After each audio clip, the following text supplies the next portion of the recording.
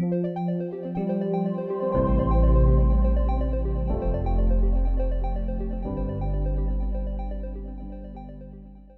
huge warm welcome to the Art Vlog, Art Lovers, with me, George Dopamine.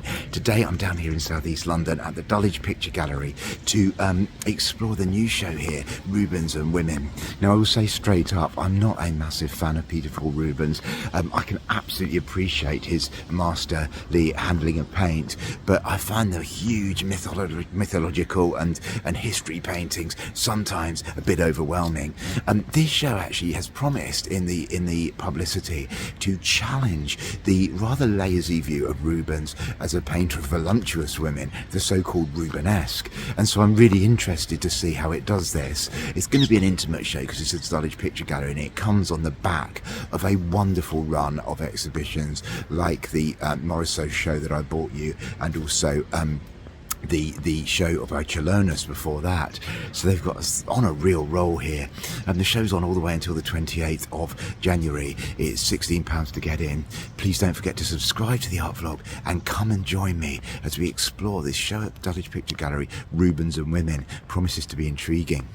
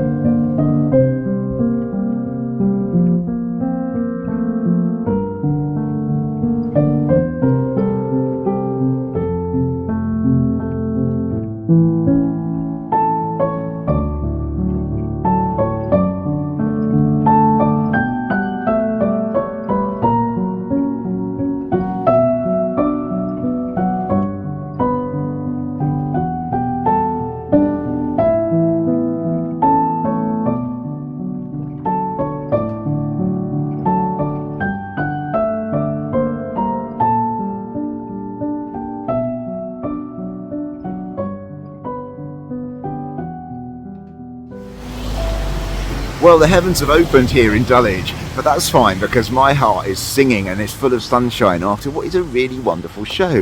This was kind of like an anti-blockbuster in lots of ways. It was a very, very intimate show. Having said that, it did have some stellar loans from places like Dresden and the Prado in Madrid.